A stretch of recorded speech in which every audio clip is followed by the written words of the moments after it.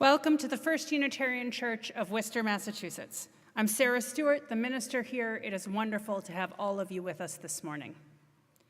I'm leading worship this morning with our Director of Music, Allegro Martin, Assistant Director of Music, James Haupt, Assistant Director of Faith Development, Abigail Hannaford-Riccardi, and our broadcast tech, Ivilo Buxton.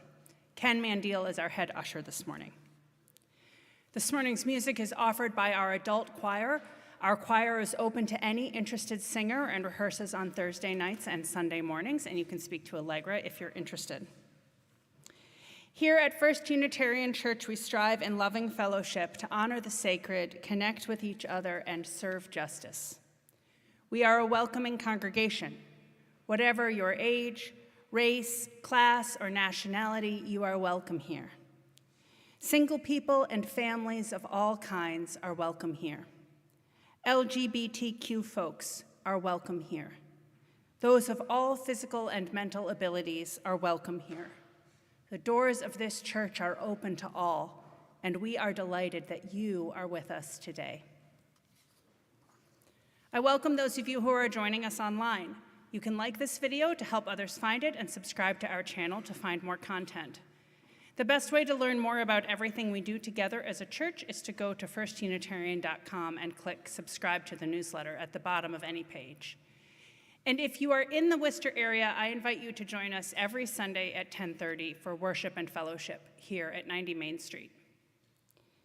Everybody is welcome to come to a social hour after the service through either of these doors at the front of the sanctuary. This door on my left is the accessible entrance. If you're a newcomer, please stop by the welcome table in the church parlor so that we have a chance to get to know you better. We have a gift bag for you. There's a form to fill out that will get you subscribed to the newsletter. Make sure you have a name tag for next week and allow me to reach out and introduce myself in the coming week. And there is a volunteer who will be there to greet you. Do we know who that is this morning? Katya will be there to greet you at the welcome table. There are announcements in your order of service, and I have a few really expansions upon these announcements. So this afternoon is the second of our spring concert series, A Little Knit Music. These are concerts where you are encouraged to bring handwork with you to do while you enjoy the music.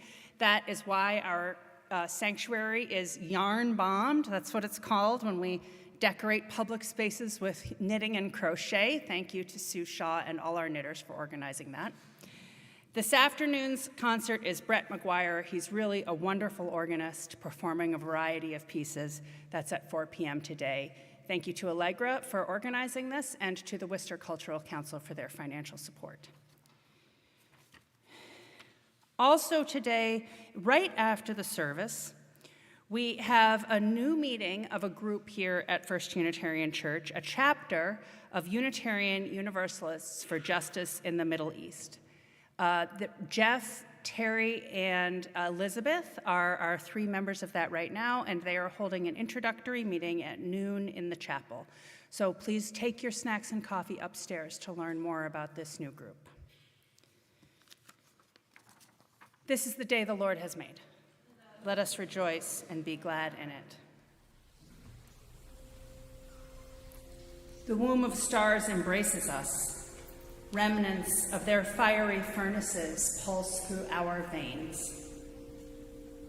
We are of the stars, the dust of the explosions cast across space. We are of the earth. We breathe and live in the breath of ancient plants and beasts. Their cells nourish the soil. We build our communities on their harvests of gifts. Our fingers trace the curves carved in clay and stone by forebears unknown to us. We are a part of the great circle of humanity, gathered around the fire, the hearth, the altar. We gather anew this day to celebrate our common heritage. May we recall in gratitude all that has given us birth.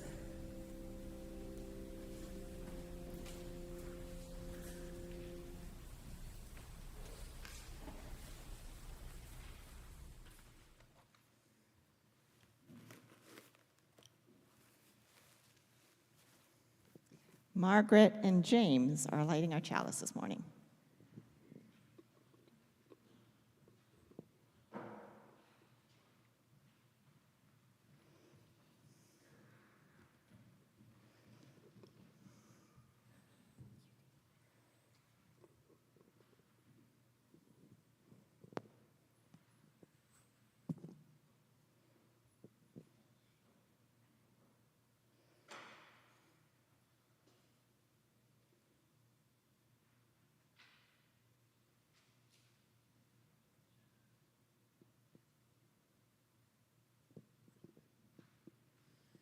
In the spirit of love, we light this chalice.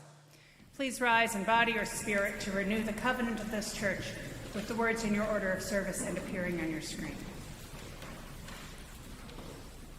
In the love of truth and in the spirit of Jesus, we unite for the worship of God and the service of all.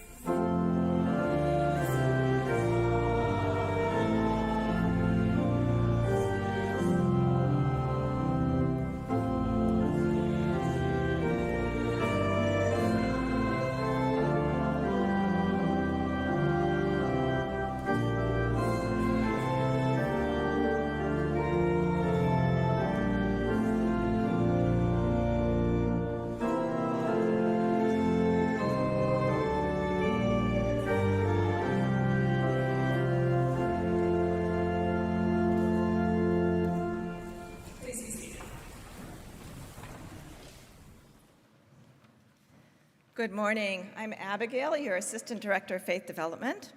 And usually I'm the hands you see behind the story. But today, so that I can be in two places at once, I have already filmed my hands and I will read the story to you. And we can start it. Ivy. Thank you. The Book of Mistakes by Corinna Luyken. It started with one mistake. Making the other eye even bigger was another mistake. But the glasses, they were a good idea. The elbow and the extra long neck, mistakes. But the collar, ruffled with patterns of lace and stripes, that was a good idea. And the elbow patches, they were a good idea too.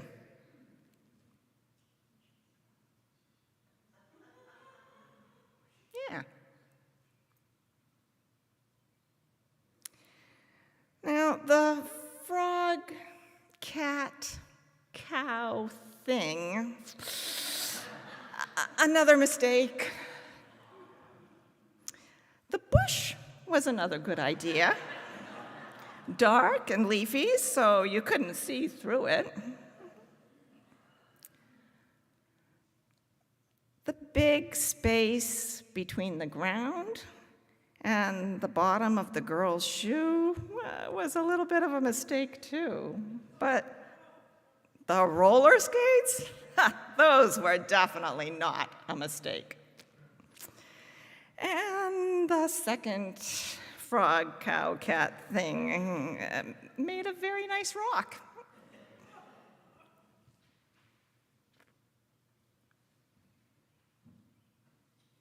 And the girl with the very long leg,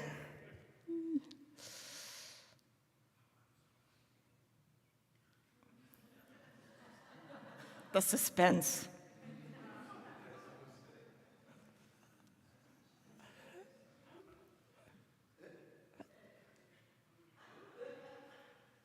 She's waving at us.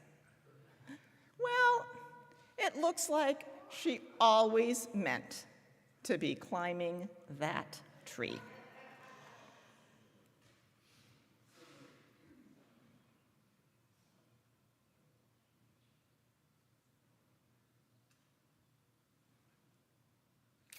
Shorter leg. And the ink smudges scattered across the sky. Looks like they could be leaves, like they always wanted to be lifted up and carried. And what about the girl? Do you see how, with each mistake, she is becoming? Do you see now who she could be?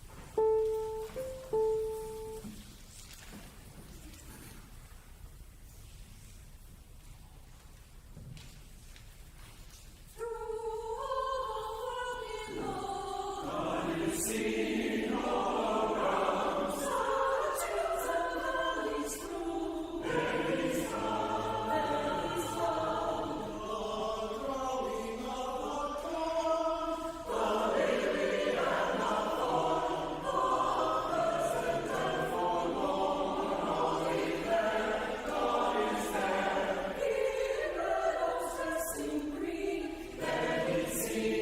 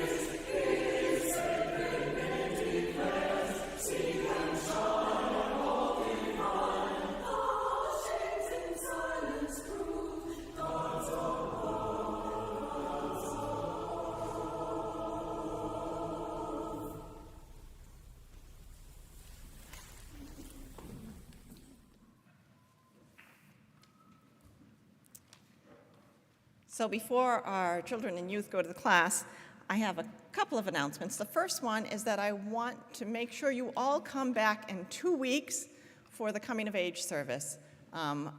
These youth have been working all year to develop their own credos, and we want you here to support them and listen to what they've learned about themselves and about being here. And the second thing is that today is our Walk to End Homelessness. And I have to tell you that we are the top fundraiser for this walk, so yay you. And a huge thank you to Scott Heyman, who's been leading the charge on our fundraising. And so far, as of this morning, we've raised $2,693. So that's fabulous. So our youth groups are going to be doing that this afternoon. And yes, thank you, Allegra. So because our youth are going to be doing the walk, Allegra has moved the youth choir up to 12:15 today so that those youth can go on the walk at 1 o'clock. And now, we're going to go downstairs to our classes. All children and youth are welcome to join me.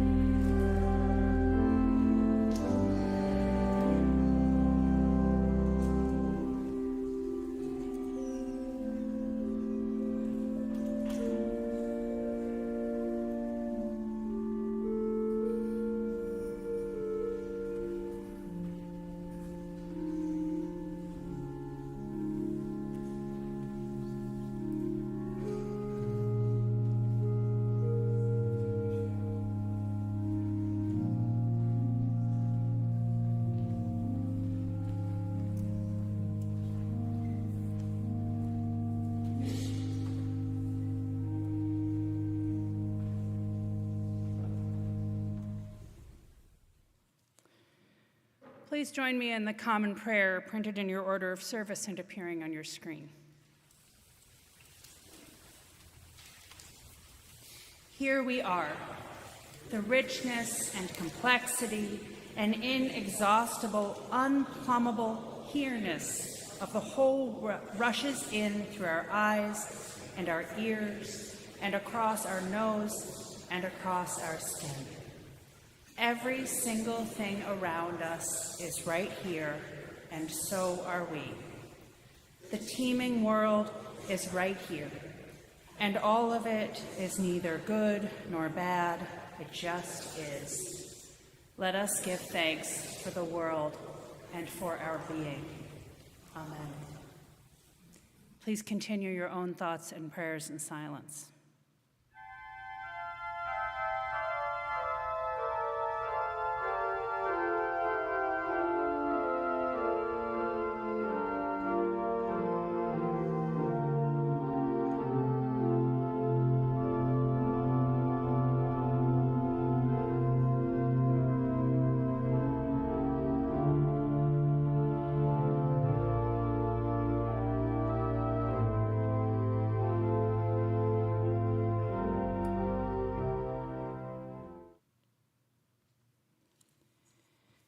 In this time of prayer and meditation, we share the joys and sorrows of our community with one another. Bill R. lights a candle of hope that he might get an internship. Carl lights a candle of joy for his friends Subani and Rudia on the birth of their daughter, Marina. Terry, Elizabeth, and Jeff light a candle in commemoration of May 15th, the 78th anniversary of the Nakba, the mass displacement and dispossession of Palestinians during the 1948 Arab-Israeli War. We join with UU congregations across the country in recognizing this moment in prayer. And we light a candle in loving memory of Bonnie Prescott, who died peacefully yesterday in hospice care at Rose Monahan. Our prayers for comfort and peace are with her daughter Laura and all who loved Bonnie. A memorial service is tentatively scheduled for this Friday, May 22. Details will be shared on email this week.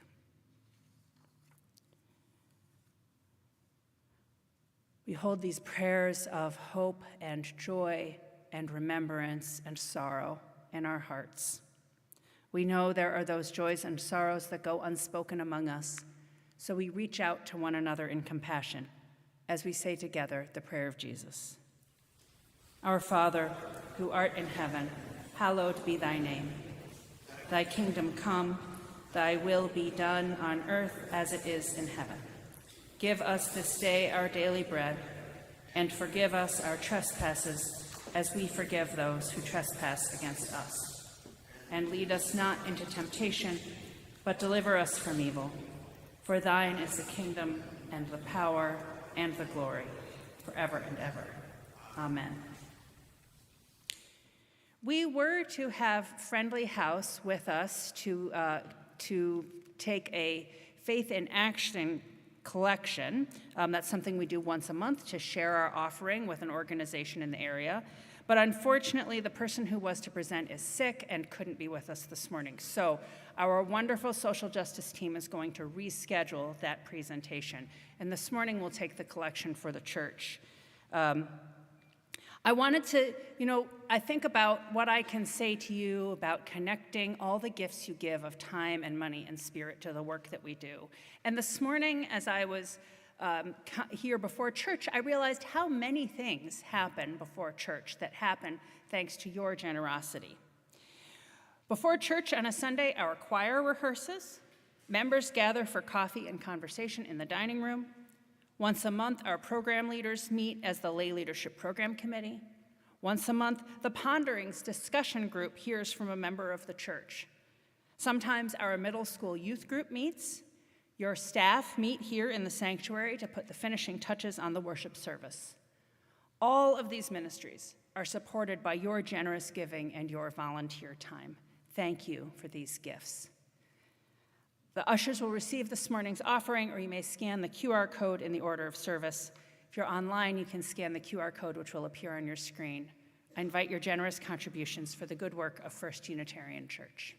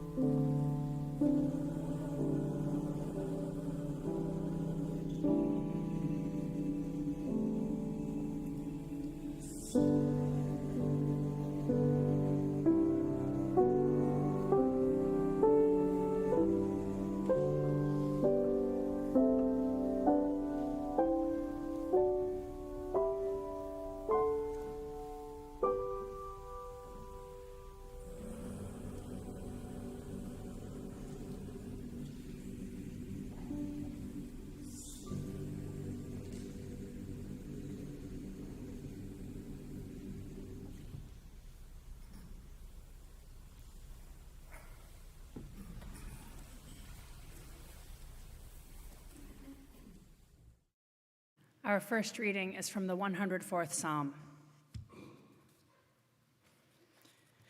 You make springs gush forth in the valleys. They flow between the hills, giving drink to every wild animal. The wild donkeys quench their thirst. By the streams, the birds of the air have their habitation. They sing among the branches. From your lofty abode, you water the mountains. The earth is satisfied with the fruit of your work. You cause the grass to grow for the cattle and plants for people to use, to bring forth food from the earth and wine to gladden the human heart, oil to make the face shine, and bread to strengthen the human heart. The trees of the Lord are watered abundantly, the cedars of Lebanon that he planted. In them the birds build their nests, the stork has its home in the fir trees. The high mountains are for the wild goats, the rocks are a refuge for the conies. You have made the moon to mark the seasons, the sun knows its time for setting. You make darkness, and it is night, when all the animals of the forest come creeping out. When the sun rises, they withdraw and lie down in their dens. People go out to their work and to their labor until the evening.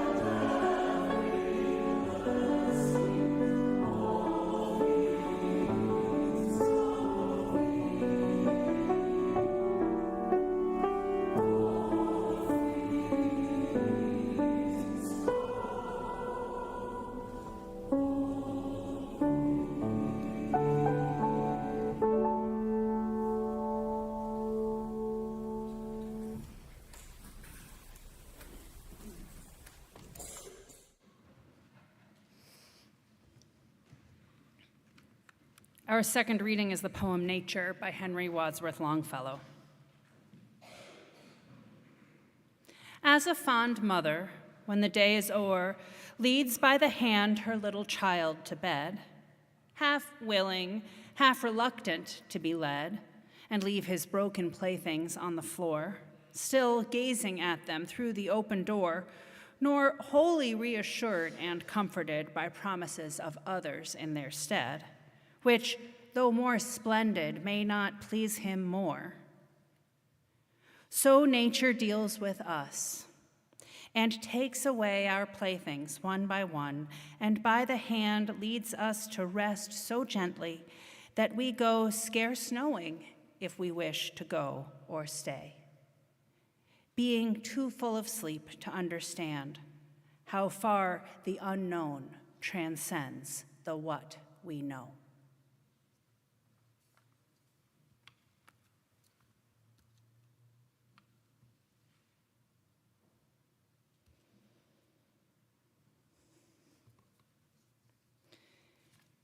There is a certain kind of conversation that smartphones have ruined.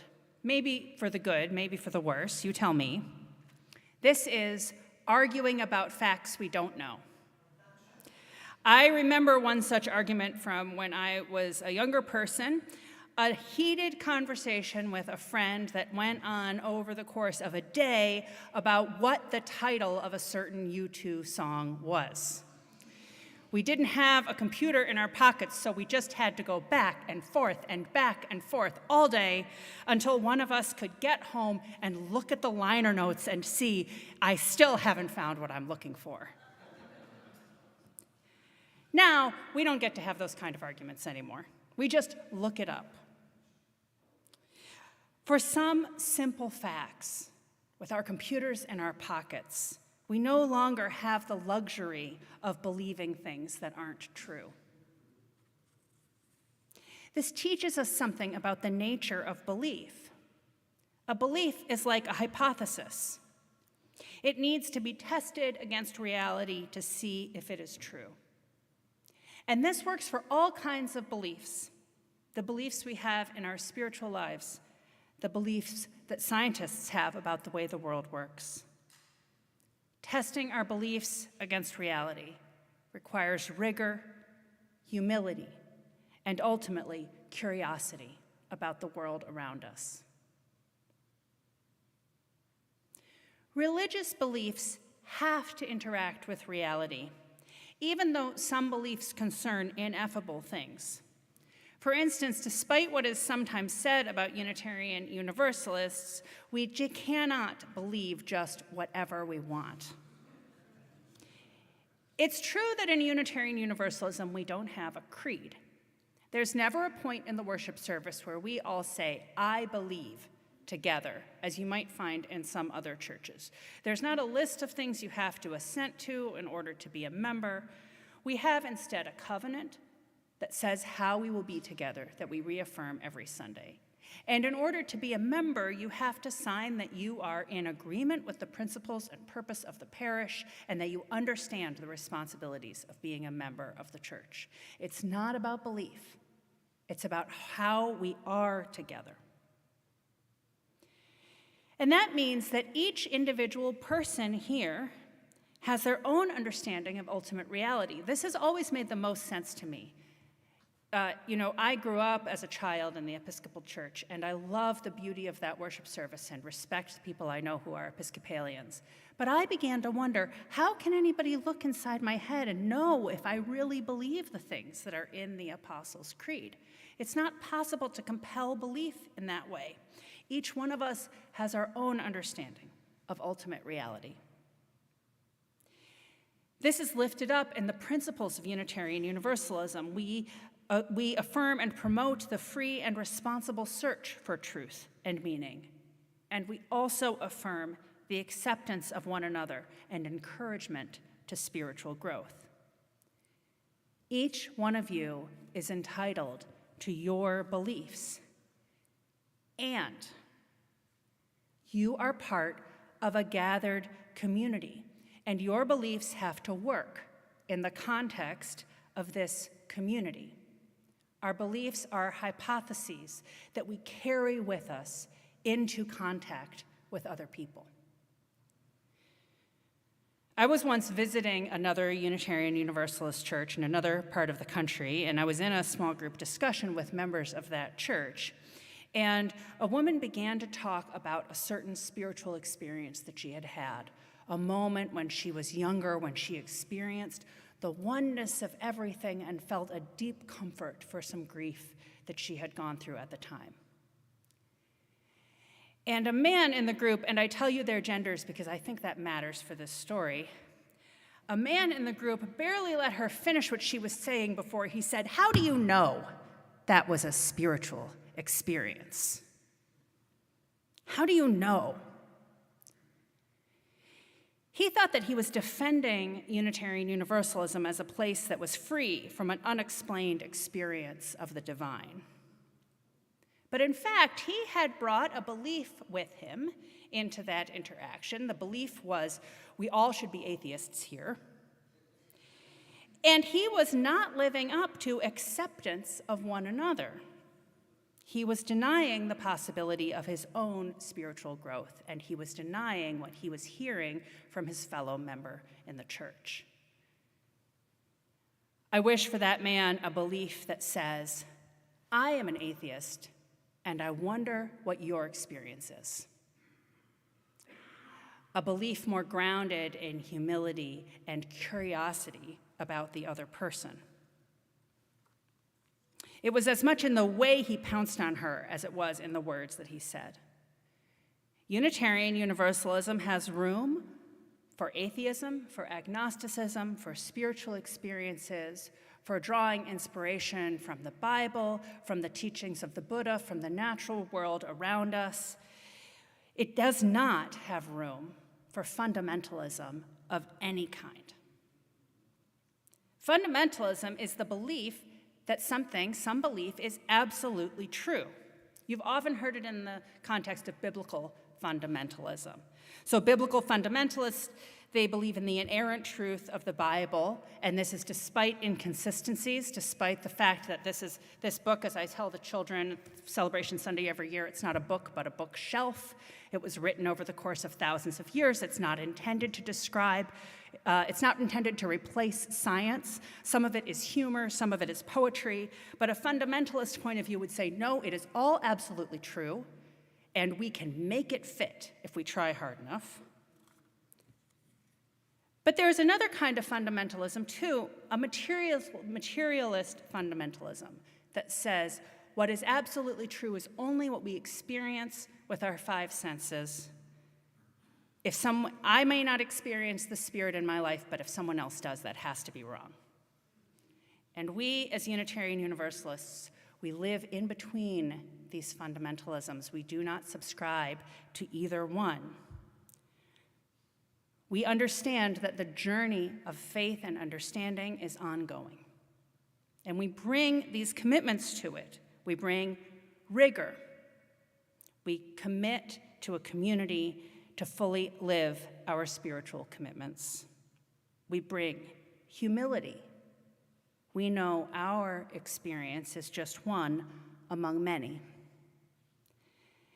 And we bring curiosity. I wonder what spiritual life is like for someone else.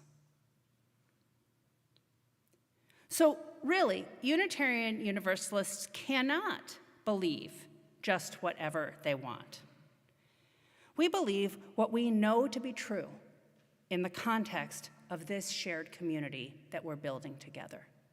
And so these beliefs are always undergoing testing and revision and exploration. And friends, that is the joy of this faith community. The discipline of our spirituality requires this exploration of our beliefs, and the discipline of science requires the same thing.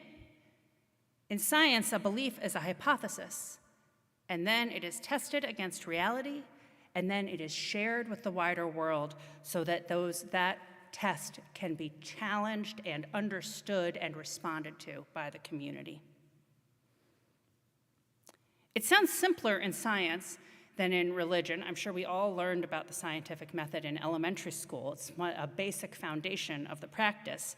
But science, too, faces its own problems when it comes to arriving at the truth. For one thing, that sharing your results with the community part has a bias toward positive results. So if an experiment is done and the results are negative or null, they're often not published, which means if you do a meta-analysis of study results, they're biased toward positive results. And negative results are also informative. Hey, we tried this and it didn't work. That's interesting to the world of knowledge and understanding, but they don't always get out there. And of course, scientists are people, and so they can be subject to the lure of influence, of needing to be right, of greed sometimes, unfortunately. And you see this most clearly when science needs to become policy. I heard a podcast this week about the struggle in the early 20th century to get poison additives out of our food. Food companies used to put borax, formaldehyde, salicylic acid in food to either cover up the fact that it wasn't really food or to be able to sell people things that might not be fresh. And the effort of one scientist especially, working for the government to get these food companies to stop doing that, to stop feeding poison to the American people, it was harder than you would think. It took more than a decade and quite a few policy initiatives and the publication of other people's research in order to get that done. And we look back and we say, well, that was then. This is now. That would never happen today. We would never put up with that today. But just this week, the commissioner of the Food and Drug Administration, Dr. Marty Makary, was ousted over his opposition to re-legalizing flavored e-cigarettes or vapes. A journalist wrote, "The scientific process was meant to approve products shown in studies to help cigarette smokers transition to vapes without attracting a new generation of nicotine users. Vapes might be safer than smoking cigarettes, but we don't want new people to start using them, especially children." And guess who flavored cigarettes appeal to? Children, especially. So the science is not in doubt about this. But even though science knows this truth, it can still be captured by greed, by the efforts of those companies that make e-cigarettes to want their products to be legal and competitive against products being brought in illegally from other countries. And policymakers don't necessarily have to listen to the science. They can use policy to shape what they want it to be, despite what the science says. So in this case, even though science knows the truth, it can still be captured by greed or play to power. Presumably, the president will find a new commissioner who is willing to sign off on flavored vapes. And at other times, science discovers something completely new, something that challenges long-held beliefs and opens our minds to something we hadn't considered before. Also, this week, I read about how science has discovered that there is movement of fluid in the body between the circulatory and the lymphatic systems and connective tissue in the body. If you get a tattoo on your skin, for instance, it's thought that tattoo should only live on the epidermis, only be on the skin. But studies have shown that the ink travels somehow deeper into your body. It was thought before that these different systems in the body were completely separated. And now this discovery of this system of connective tissue may explain why acupuncture works. So suddenly, Western science has found an explanation of acupuncture, which has been known to Chinese traditional medicine for 14,000 years. This new understanding brings those two disciplines closer together. It opens up new fields of study. It makes new understanding possible. Science is not a result, but a process. Like religion, science demands rigor, humility, and curiosity. carefully designed studies and understanding that what is already known might not be all of what will be known, and wondering what else is out there. Scientists are trained to commit to care and precision and non-bias in their work. They are humble because they know their minds may be changed. Curiosity drives new exploration.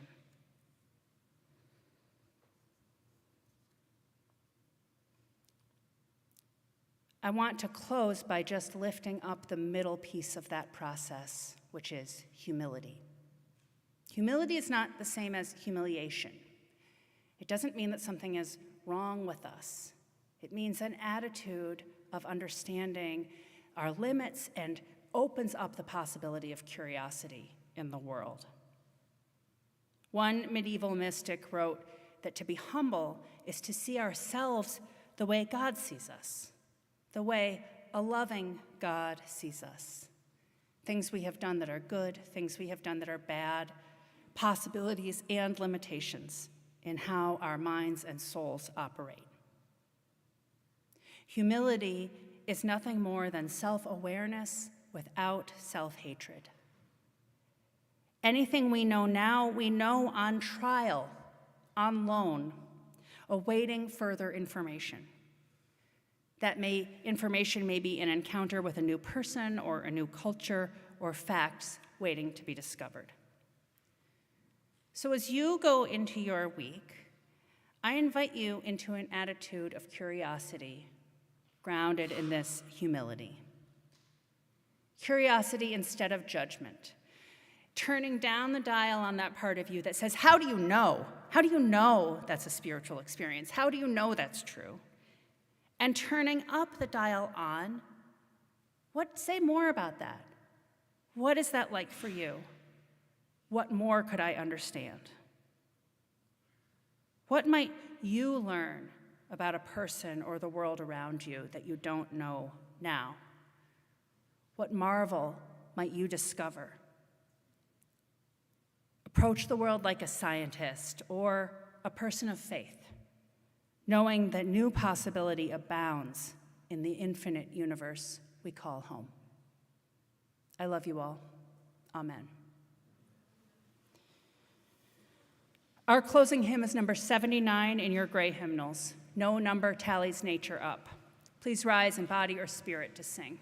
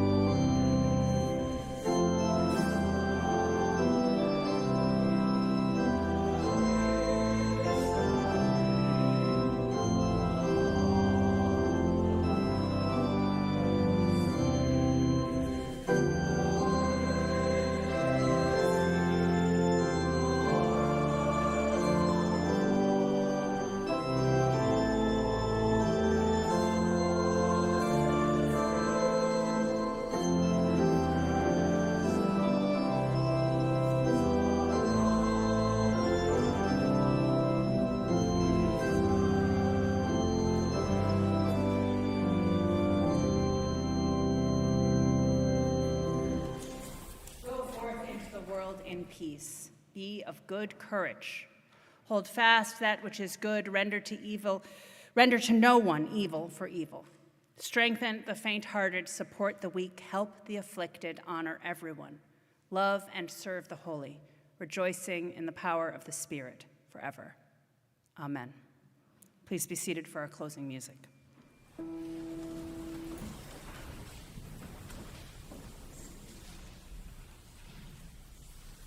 Oh.